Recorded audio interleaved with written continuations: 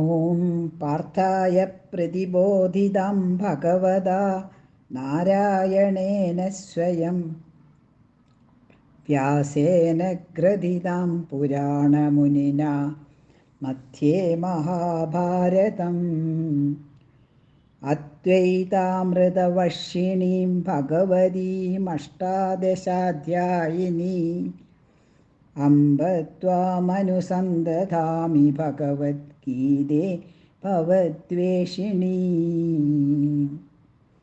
ഹരി ഓം. മക്കളെ, ഭഗവാന്റെ വിശ്വരൂപ ദർശനമാണ് നാം കഴിഞ്ഞ അധ്യായത്തിൽ ശ്രദ്ധിച്ചത്. അവിടെ നമ്മൾ ഭഗവാനെ വിരാട് പുരുഷനായി, അതായത് ലോകത്തിലുള്ള എല്ലാ ആൾക്കാരെയും എല്ലാത്തിനെയും സൂര്യൻ, ചന്ദ്രൻ, അഗ്നി, നദി, പർവ്വതം എന്നുവേണ്ട എല്ലാം ചേർത്ത് വെച്ച ഒരു പുരുഷൻ്റെ ഭാവമാണ് കണ്ടത്. ഭാവം അർജുനൻ വാസ്തവത്തിലാക്കാം. ഈ പുരുഷൻ്റെ ഭാവം കണ്ടപ്പോൾ, വിരാട് പുരുഷൻ്റെ ഭാവം കണ്ടപ്പോൾ പേടിച്ചു പോയി. അർജുനൻ തന്നെ ആവശ്യപ്പെട്ടിട്ടായിരുന്നു കൃഷ്ണൻ അത് കാണിച്ചു കൊടുത്തത്. പക്ഷേ വല്ലാതെ പേടിച്ചു പോയി.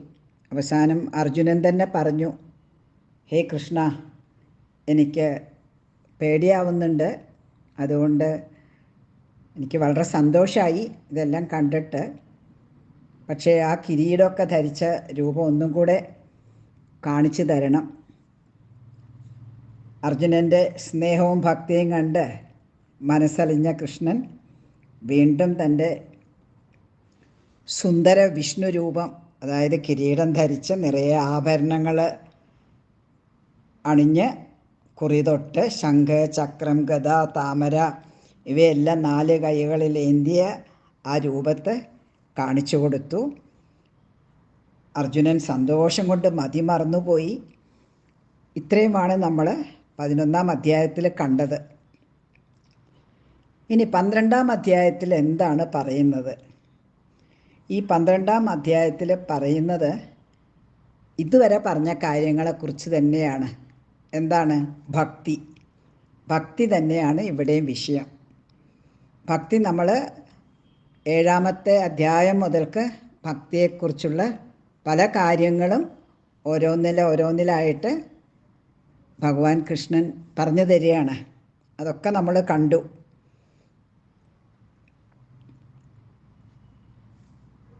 ഈ 12-ാമത്തെ അധ്യായത്തോടുകൂടെ ഈ 2-ാമത്തെ ഭാഗം, അതായത് 7 മുതൽക്ക് 15 വരെയുള്ള 6 അധ്യായങ്ങൾ ചേർന്ന 2-ാമത്തെ ഭാഗം, അതിലത്തെ പ്രധാന വിഷയം ഈശ്വരസ്വരൂപം, ഭക്തി, ഈശ്വരാനുഗ്രഹം, ഇങ്ങനെയുള്ള വിഷയങ്ങളെക്കുറിച്ചാണ് നമ്മൾ ഇതുവരെയും ചിന്തിച്ചത്.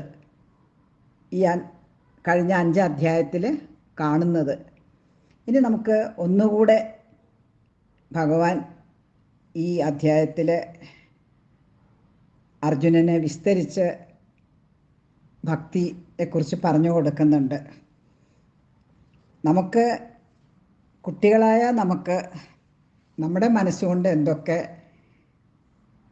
എങ്ങനെ ഭഗവാനെ അറിയണം, എങ്ങനെ ഈശ്വരനെ അറിയണം, നമുക്കതാണ് നമ്മളിൽ എങ്ങനെ ഭക്തി വളർത്തണം, അതൊക്കെയാണ് നമുക്കറിയേണ്ടത് ഈ അധ്യായത്തിലൂടെ. അപ്പം നിങ്ങൾക്കൊക്കെ ഭക്തിയുണ്ടെന്ന് എനിക്കറിയാം. അതുകൊണ്ടല്ലേ വീണ്ടും ഇവിടെ വന്ന് കേൾക്കുന്നതും എല്ലാം ഭക്തിയുള്ളത് കൊണ്ടല്ലേ. പിന്നെ ഇതുവരെയുള്ള അധ്യായത്തിൽ നിന്ന് ഞാൻ പറഞ്ഞു തന്നിട്ടുണ്ട് എന്താണ് ഭക്തി, എന്താണ് ശരിയായ ഭക്തി. അതും ഓർമ്മയുണ്ട്. നമുക്കൊന്നുകൂടെ അതൊന്ന് ഓർമ്മിക്കാം. വെറുതെ കുളിച്ച് കുറിയിട്ട് അമ്പലത്തിൽ പോയി തൊഴുത് വരിക മാത്രമല്ല ഭക്തി. അത് വേണം, അത് വേണ്ടാന്ന് ഒരിക്കലും വിചാരിക്കരുത്. അപ്പോൾ ഈ ഈശ്വരനെ അമ്പലത്തിൽ മാത്രമേ കാണാൻ പറ്റുള്ളൂ എന്ന ഒരു ചോദ്യം നിങ്ങളുടെ മനസ്സിൽ വരും. ഇപ്പം അമ്പലം അടുത്തില്ലാത്തവരെന്താ ചെയ്യുക? അച്ഛനമ്മമാർ അമ്പലത്തിൽ പോകുന്നില്ലെങ്കിലോ അല്ലെങ്കിൽ കൊണ്ടുപോകുന്നില്ലെങ്കിലോ എങ്ങനെയാ പിന്നെ ഈശ്വരനെ കാണാതിരിക്കണോ? ഇങ്ങനത്തെ ചോദ്യങ്ങളൊക്കെ നിങ്ങളുടെ കൊച്ചു മനസ്സിലുണ്ടാകും ഇല്ലേ? അപ്പോൾ നമ്മൾ എങ്ങനെയാണ് ഈ കൊച്ചു മനസ്സുകൊണ്ട് ഈശ്വരനെ അറിയുക? എങ്ങനെ ഈ കൊച്ചു മനസ്സിലൂടെ ഈശ്വരനെ സ്നേഹിക്കുക? എങ്ങനെ ഈ ഈശ്വരനെ നമ്മുടെ മനസ്സിൽ കൊണ്ട് നടക്കും? നമുക്കതൊക്കെ ഒന്നും കൂടെ ചിന്തിക്കാം. നമുക്കൊന്നും കൂടെ അറിയാം അതൊക്കെ. ആദ്യം നിങ്ങൾ ആലോചിക്കും, നിങ്ങളെ ആരാണ് ഈ ഭൂമിയിലേക്ക് കൊണ്ടുവന്നത്? നിങ്ങളെങ്ങനെയാണ് ജനിച്ചത്? അമ്മയും അച്ഛനും കാരണം അല്ലേ? അപ്പം നിങ്ങൾ ആദ്യം കണ്ടത് അമ്മയും അച്ഛനെയും. നിങ്ങൾ അറിയുന്നതും അമ്മയും അച്ഛനാണെന്ന്. അപ്പം നിങ്ങളെ സ്നേഹിക്കുകയും ചെയ്യുന്നു. അപ്പം ആദ്യം കാണുന്നതും അറിയുന്നതും സ്നേഹിക്കുന്നതും അച്ഛനും അമ്മയാണ്. അതേപോലെ ഈ ലോകം ആരാ ഉണ്ടാക്കിയത്? ഈ അച്ഛനും അമ്മയും ഞാനടക്കിയ ഈ ലോകം മുഴുവൻ ആരാണ് സൃഷ്ടിച്ചത്? അത് ഈശ്വരനാണ്. അപ്പോൾ എങ്ങനെ നമുക്ക് ആഗ്രഹമുണ്ട് അച്ഛനെയും അമ്മേനെയും നമ്മൾ അറിഞ്ഞ് സ്നേഹിച്ചു, അതുപോലെ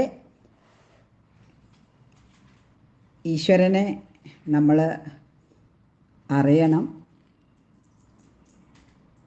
നമ്മൾ കാണണം, അറിയണം, സ്നേഹിക്കണം. അപ്പോൾ നമ്മൾ അച്ഛനെയും അമ്മേനെയും എന്തുകൊണ്ടാണ് സ്നേഹിക്കുന്നത്? അവരാണ് നമ്മളെ രക്ഷിക്കുന്നത്. അതുപോലെ ഈശ്വരൻ സൃഷ്ടിച്ച ഈ ലോകത്തിലുള്ള എല്ലാവരെയും രക്ഷിക്കേണ്ട കടമ ആർക്കാണ്? ഈശ്വരന്. അപ്പം എന്നെ രക്ഷിക്കുന്നത് വാസ്തവത്തിൽ എന്നെ, എൻ്റെ അച്ഛനെയും അമ്മയും എല്ലാവരെയും രക്ഷിക്കുന്നത് വാസ്തവത്തിൽ ഈശ്വരനാണ്. അപ്പം അതറിയുമ്പോൾ തന്നെ നമുക്ക് ഈശ്വരനോടൊരു സ്നേഹം തോന്നില്ലേ? അപ്പം ഈശ്വരനെ നമുക്ക് കൂടുതൽ അറിയണ്ടേ? അപ്പം എന്നാൽ നമ്മൾ അച്ഛനെയും അമ്മേനെയും കാണുന്ന മാതിരി നമുക്ക് ഈശ്വരനെ കാണാൻ പറ്റുമോ? ഈശ്വരന് രൂപമുണ്ടോ? ഇല്ല. അപ്പം എങ്ങനെയാണ് ഈശ്വരനെ കാണുക? പിന്നെ നമ്മൾ എന്തുകൊണ്ടാണ് ഈശ്വരൻ അച്ഛനമ്മമാർ? പിന്നെ വേറൊരു കാര്യവും കൂടെ, ഈ അച്ഛനമ്മമാരുടെ കൂടെ എപ്പോഴും എനിക്കെപ്പോഴും അവർ കൂടെ വേണം. അപ്പം നല്ല ഇഷ്ടമാണല്ലേ എവിടെയും അച്ഛനും അമ്മയും കൂടെ ഉണ്ടെങ്കിൽ. അച്ഛനും അമ്മയും ഇല്ല, നിങ്ങളെ കൂട്ടാതെ പോയാൽ നിങ്ങൾക്ക് സങ്കടമല്ലേ എപ്പോഴും വരിക? അതുപോലെ നിങ്ങൾക്ക് തോന്നണം ഈ ഈശ്വരനും എപ്പോഴും കൂടെ വേണം എൻ്റെ. ആ ഒരു ആഗ്രഹവും കൂടെ നിങ്ങളുടെ മനസ്സിലുണ്ടാകണം. അപ്പം ഈ ഈശ്വരൻ ആരായിട്ടാണ് മനസ്സിലാക്കുന്നത്? ഈ ലോകത്തിൻ്റെയൊക്കെ നാഥനായിട്ട്, അല്ലെങ്കിൽ സൃഷ്ടാവായിട്ട്, ഉണ്ടാക്കിയ ആളായിട്ട്. അങ്ങനെ നമുക്ക് ആദ്യം ഈശ്വരനെ മനസ്സിലാക്കാം. എന്നാൽ ഈ ഈശ്വരന് വല്ല രൂപമുണ്ടോ? വല്ല മനുഷ്യൻ്റെയോ അല്ല വല്ല ഫിലിം സ്റ്റാറിൻ്റെയോ വല്ല ദേവതകളുടെയോ എന്തിൻ്റെങ്കിലും രൂപമുണ്ടോ? ഈശ്വരൻ്റെ രൂപമില്ലാത്തതാണ്, അത് ആർക്കും കാണാൻ പറ്റാത്തതാണ്. അതല്ലേ പറഞ്ഞത്, ഈശ്വരൻ്റെ ശരിയായ രൂപം കാണണമെങ്കിൽ നമുക്ക് ഈശ്വരൻ തന്നെ ആ ദിവ്യ ചക്ഷുഷു തരണം, അതായത് ആ കണ്ണ് അത്രയും പവർഫുള്ളായിട്ടുള്ള. അപ്പം നമ്മളിപ്പോഴെങ്ങനെയാണ് കാണുക? അപ്പോൾ ഈശ്വരനെ കാണാതെ നമ്മളിപ്പോൾ എന്താ ചെയ്യുക? അപ്പം നമ്മൾ എന്താ ചെയ്യേണ്ടതെന്ന് വെച്ചാൽ ഈ കാണുന്നതിലൊക്കെ ഈശ്വരനാണ് എന്ന് ആദ്യം മനസ്സിലാക്കുക. പിന്നെ അതിൽ നിന്ന് നിങ്ങൾക്കിഷ്ടപ്പെട്ട രൂപമെടുത്തിട്ട് അതിൽ നിങ്ങൾ ഈശ്വരനെ സങ്കല്പിക്കുക. ഈശ്വരൻ എല്ലാത്തിലും ഉണ്ട്. നിങ്ങളുടെ അച്ഛൻ ഈശ്വരനാണ്, അമ്മ ഈശ്വരനാണ്, ചെടികളിൽ, പുഴു, എല്ലാത്തിലും, ലോകത്തിലുള്ള എല്ലാം. അതുപോലെ അമ്പലത്തിൽ പോകുമ്പോൾ ആ വിഗ്രഹത്തിൽ ഈശ്വരനാണ്. അതുകൊണ്ടാണ് നമ്മൾ അവിടെ പോയി തൊഴുകുന്നത് ആ ഈശ്വരനെ. പക്ഷെ നമ്മളിങ്ങനെ മനസ്സിലാക്കിയിട്ടാണോ തൊഴുകുന്നത് എങ്കിൽ വളരെ ഗംഭീരമായി. അപ്പം ഇങ്ങനെ നമ്മളെല്ലാം ഈശ്വരനാണ് എന്ന് മനസ്സിലാക്കിയ എന്താ ഒരു ഗുണം എന്താണ്? നമ്മൾ ലോകത്തിൽ ആരെയും വെറുക്കില്ല, ആരെയും ഉപദ്രവിക്കില്ല, എല്ലാവരെയും സ്നേഹിക്കാൻ പഠിക്കും. കാരണം ഈശ്വരനെ സ്നേഹിക്കണ്ടേ. അപ്പോൾ അവരെ വെറുത്ത് കഴിഞ്ഞാൽ നമ്മൾ ആരെയാണ് വെറുക്കുന്നത്? ഈശ്വരനെ. അപ്പോൾ അങ്ങനെ ആകുമ്പോൾ നമുക്ക് ആരോടും വെറുപ്പ് തോന്നില്ല. അപ്പോൾ എന്തൊരു സുഖമായിരിക്കും ഒന്ന് ആലോചിച്ച് നോക്കൂ. പിന്നെ ഇതൊക്കെ അറിഞ്ഞു കഴിഞ്ഞാൽ ഇതെല്ലാം നമുക്ക് മനസ്സിലാക്കി തരുന്ന മുതിർന്ന ആൾക്കാരെ, ഗുരുനാഥന്മാരെ, അച്ഛൻ, അമ്മ, അങ്ങനെ എല്ലാവരെയും ആദരിക്കാൻ പഠിക്കും, ബഹുമാനിക്കാൻ പഠിക്കും. ആരോടും തിരിച്ചുത്തരം പറയില്ല. അതേ സമയത്ത് വേണ്ട സ്ഥലത്ത് വേണ്ട മാതിരി പറയാനെല്ലാം പഠിച്ചിരിക്കും. ഇതൊക്കെ അറിഞ്ഞാൽ നമ്മളെല്ലാം ജനിച്ചു അല്ലേ? എന്നിട്ട് എന്താ നമ്മൾ ഇനി ചെയ്യാൻ പോണത്? നിങ്ങൾ പഠിക്കും, നല്ലപോലെ പഠിക്കും, അത് കഴിഞ്ഞ് ജോലി കിട്ടും, പണം സമ്പാദിക്കും, കുടുംബം നടത്തും, അങ്ങനെ സുഖമായ ഒരു ജീവിതം. അതല്ലേ മനസ്സിലെല്ലാവർക്കും ഉള്ളത്. എന്തിലായാലും നിങ്ങൾക്കിഷ്ടമുള്ള ഒരു ജോലിയെടുത്ത് സുഖമായിട്ട് നല്ലപോലെ ജീവിക്കണം. അങ്ങനെ നമ്മൾ നന്നായിട്ട് ജീവിക്കണമെങ്കിൽ നമ്മൾ ചീത്ത വഴി കൂടെ പോകാൻ പാടില്ല. കാരണം നമ്മൾ മറ്റുള്ളവർക്ക് ഉപദ്രവം ചെയ്യുക, മറ്റുള്ളവർക്ക് നല്ലതല്ലാത്ത കാര്യങ്ങൾ ചെയ്യുക, അല്ലെങ്കിൽ നമ്മുടെ വേണ്ടി മാത്രം എല്ലാം ചേർത്ത് വയ്ക്കുക, ബാക്കിയുള്ളവരെ ഉപദ്രവിക്കുക, അങ്ങനത്തെ യാതൊരു പ്രവൃത്തികളും ചെയ്യരുത്. അപ്പം നമ്മൾ ചെയ്യുന്ന പ്രവൃത്തികളൊക്കെ നല്ലതായിരിക്കണം. ഈ നമ്മൾ ചെയ്യുന്ന പ്രവൃത്തി എങ്ങനെയാണ് നല്ലതായിരിക്കുക? നമ്മളെപ്പോഴും വിചാരിക്കുക നമ്മൾ ഈ ചെയ്യുന്ന പ്രവൃത്തിയൊക്കെ നമ്മൾ ഈശ്വരന് വേണ്ടി ചെയ്യുന്ന പ്രവൃത്തിയാണ്. ഈശ്വരനൊരു പൂ കൊടുക്കുന്ന പോലെ നമ്മളുടെ ഈ പ്രവൃത്തി ഈശ്വരനിലേക്ക് അർപ്പിക്കുകയാണ്. അപ്പോൾ പിന്നെ നല്ലതല്ലാതെ നമ്മൾ ചെയ്യുമോ? അപ്പം നല്ല പ്രവൃത്തി, നല്ല മനസ്സോടുകൂടെ. അപ്പോൾ ആ നല്ല മനസ്സെന്താ? എനിക്ക് വേണ്ടി ഞാനാണ് ചെയ്യുന്ന ആ ഭാവമൊന്നും ഇല്ലാതെ ഞാൻ എല്ലാവർക്കും വേണ്ടി എനിക്കും വേണം, എനിക്കും നന്മ വരണം. അതേസമയം എന്നാൽ ആർക്കും ഉപദ്രവം ഉണ്ടാവരുത്, അവർക്കും നന്മയുണ്ടാകണം. ആ ഒരു ഭാവത്തിൽ നമ്മുടെ പ്രവൃത്തികൾ, അതിനാണ് കർമ്മം എന്ന് പറയണത്. ആ നമ്മുടെ പ്രവൃത്തികൾ ഭഗവാന് കൊടുക്കുന്നത്. അതാണ് ആദ്യത്തെ നമ്മൾ അറിയേണ്ട ഭക്തി. അത് നിങ്ങൾക്കൊക്കെ ചെയ്യാൻ പറ്റുന്നതേ ഉള്ളൂ. കർമ്മരൂപത്തിലുള്ള ഭക്തി. നമ്മൾ എന്ത് ചെയ്യുമ്പോഴും ഈശ്വരനെ വിചാരിക്കുക മനസ്സിൽ. പിന്നെ ഈശ്വരനെ ആരാധിക്കുക. എങ്ങനെയാണ് ആരാധിക്കുക?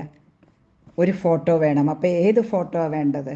അപ്പം മനസ്സിന് ഇഷ്ടപ്പെട്ട രൂപത്തിൽ നിങ്ങൾക്ക് ഈശ്വരനെ ആരാധിക്കുക. ഏത് രൂപം വേണമെങ്കിൽ നിങ്ങൾക്ക് ആരാധിക്കാം. അങ്ങനെ ഈശ്വരൻ്റെ നാമം ജപിക്കാം. ഏത് കൃഷ്ണൻ്റെ രൂപത്തിലോ, ശിവൻ്റെ രൂപത്തിലോ, ഗണപതിയുടെ രൂപത്തിലോ, സുബ്രഹ്മണ്യൻ്റെ രൂപത്തിലോ, ദേവിയുടെ രൂപത്തിലോ, കാളിയുടെ രൂപത്തിലോ, ഏത് രൂപത്തിൽ വേണമെങ്കിൽ, ഹനുമാൻ്റെ രൂപത്തിലോ, ഏത് രൂപത്തിൽ വേണമെങ്കിൽ നിങ്ങൾക്ക് ഈശ്വരനെ പ്രാർത്ഥിക്കാം. പക്ഷെ നിങ്ങളെന്താ അറിയേണ്ടത്? ഈ രൂപത്തിലൂടെ ഞാൻ ഈശ്വരനെയാണ്, രൂപമില്ലാത്ത ഈശ്വരനെയാണ് പ്രാർത്ഥിക്കുന്നത്. അത് വളരെ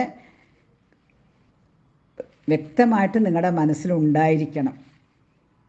അല്ലാതെ എനിക്ക് കുറേ ഈശ്വരന്മാരുണ്ട്, ഇതൊക്കെ എൻ്റെ ഈശ്വരന്മാരാണെന്ന് പറയരുത്. എനിക്ക് കുറേ ദേവതമാരുണ്ട്, അല്ലെങ്കിൽ എനിക്ക് എല്ലാത്തിലും, ഈ കാണുന്ന എല്ലാ ദേവന്മാരിലും ദേവിമാരിലും എല്ലാത്തിലും അവരിലൊക്കെ കൂടെ ഞാൻ പ്രാർത്ഥിക്കുന്നത് ഒരേ ഒരു ഈ ലോകത്തിൻ്റെ ഒക്കെ സൃഷ്ടികർത്താവായ ഈശ്വരനെയാണ്, ആ പരമാത്മാവിനെയാണ്, പരമാത്മാവായ ഈശ്വരനെയാണ് ഞാൻ പ്രാർത്ഥിക്കുന്നത്, ഭജിക്കുന്നത്. അത് മനസ്സിലാക്കണം. അതാണ് ശരിയായിട്ടുള്ള ഈശ്വരനെക്കുറിച്ചുള്ള അറിവ്.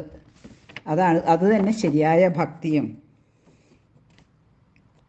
ഇപ്പം വിഭൂതി യോഗത്തിൽ ഭഗവാൻ പറഞ്ഞിട്ടില്ലേ, ഈ കാണുന്ന ഇതിലൊക്കെ ഞാനാണ്. അർജുനനോട് തന്നെ പറഞ്ഞിട്ടുണ്ട്. എന്താ അർജുനനോട് പറഞ്ഞത്? ഞാൻ തന്നെയാണ് നീ.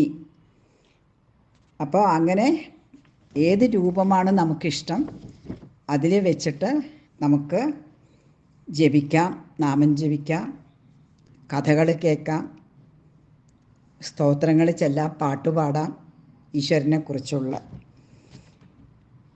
പിന്നെ ആ രൂപത്തിൽ നമുക്ക് ധ്യാനിക്കാം. എങ്ങനെയാണ് ധ്യാനിക്കുക? ഒരേ ഒരു ഈശ്വരനെ മാത്രം, ബാക്കിയുള്ള മനസ്സിലത്തെ ബാക്കി ചിന്തകളൊക്കെ, വേണ്ടാത്ത ചിന്തകളൊക്കെ മാറ്റി നമുക്ക് എപ്പോഴും മനസ്സിൽ ആ ഈശ്വര ചിന്ത ഉണ്ടായിരിക്കുക. അതിനാണ് സഗുണോപാസന. അതായത് ഈശ്വരനെ മനസ്സിലെപ്പോഴും സ്മരിക്കുക, ഏതെങ്കിലും ഒരു രൂപത്തിൽ. അതാണ് പറയുന്നത് ഉപാസനാഭക്തി. അപ്പോൾ കർമ്മരൂപത്തിലുള്ള ഭക്തിയായി, ഈശ്വരനെ എപ്പോഴും മനസ്സിൽ ധ്യാനിച്ചു കൊണ്ടുള്ള രൂപത്തിലുള്ള ഭക്തിയായി. പിന്നെ ഇതൊക്കെ ചെയ്യുമ്പോഴേക്ക് നമ്മുടെ മനസ്സ് കുറേ കൂടെ തെളിഞ്ഞു വരും. അപ്പം നമുക്ക് മനസ്സിലാകും, ഈ ഞാൻ പൂജിക്കുന്ന അല്ലെങ്കിൽ ഭജിക്കുന്ന ഈശ്വരൻ എന്നിൽ നിന്നും വേറെയല്ല. ഞാനും ഈശ്വരനും അങ്ങനെ രണ്ടില്ല, അങ്ങനെ ഒന്ന് തന്നെയാണ്. അപ്പം അർജുനൻ അത് മനസ്സിലായി. ഈശ്വരൻ തന്നെ പറഞ്ഞില്ലേ, നമ്മൾ രണ്ടുപേരും ഒന്നാണെന്ന്. അപ്പോൾ അർജുനന് അത് മനസ്സിലാക്കാൻ പറ്റി.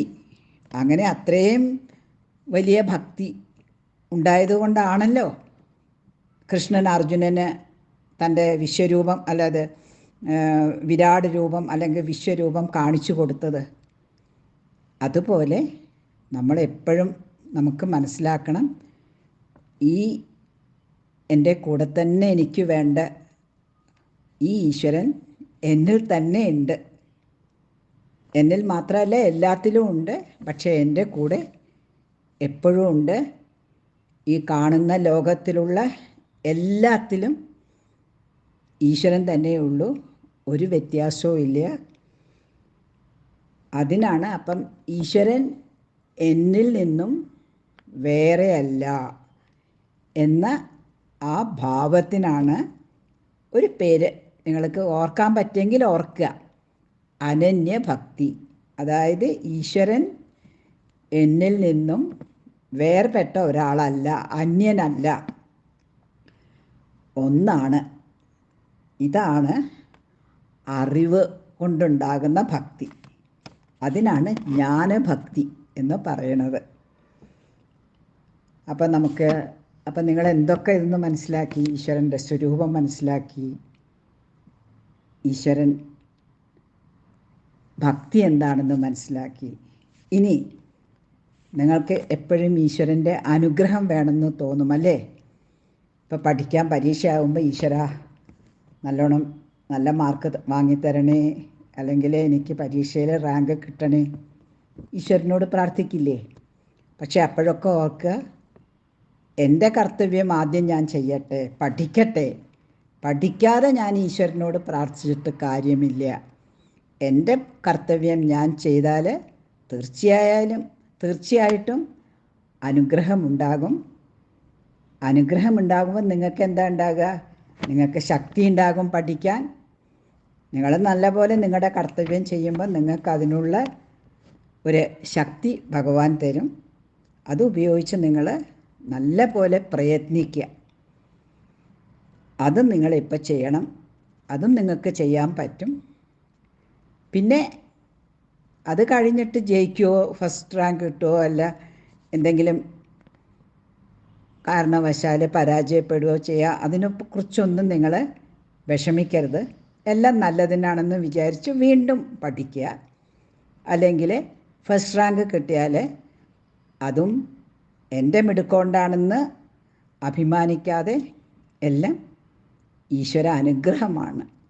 അപ്പോൾ ഈശ്വരൻ എല്ലാവർക്കും അനുഗ്രഹം കൊടുക്കും. ഒരാൾക്ക് ജാസ്തി ഒരാൾക്ക് കുറവും അനുഗ്രഹം കൊടുക്കില്ല. പക്ഷേ നമ്മളെങ്ങനെയാണ് ആ അനുഗ്രഹത്തെ ഈശ്വരനിൽ നിന്നും എടുക്കുന്നത് എന്നനുസരിച്ചിട്ടായിരിക്കും അത് കൂടുതലോ കുറവോ ഉള്ളത്. അല്ലാതെ വെറുതെ പഠിക്കാൻ മാത്രം പഠിക്കാതെ ഞാൻ പാസ്സാകണമെന്നും പറഞ്ഞിട്ട് പിന്നെ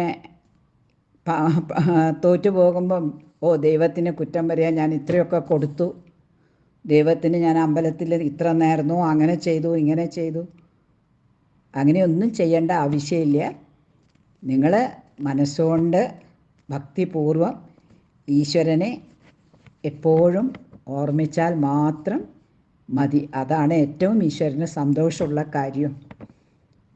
ഈ 12ാമത്തെ അധ്യായം നിങ്ങൾ വലുതാകുമ്പം കൂടുതൽ ആഴത്ത് പഠിക്കും.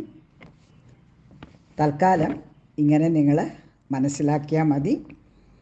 ഇതോടുകൂടെ ഭക്തിയുടെ പ്രധാനമായിട്ടുള്ള ഈ ഭക്തി വിഷയത്തിൻ്റെ വിവരണം ഈ അധ്യായത്തിലൂടെ പൂർത്തിയായി. ഇനി നമ്മളൊരു പുതിയ വിഷയമാണ് അടുത്ത അധ്യായത്തിൽ. പുതിയതല്ല, നമുക്ക് അറിയണ വിഷയം തന്നെയാണ്. ബട്ട് കേൾക്കാൻ പോകുന്നത് നമുക്ക് എല്ലാവരും കേൾക്കേണ്ടതായ ഒരു വിഷയത്തെക്കുറിച്ചാണ്. നമുക്കത് അടുത്ത ക്ലാസ്സിൽ കേൾക്കാം. ഹരി ഓം.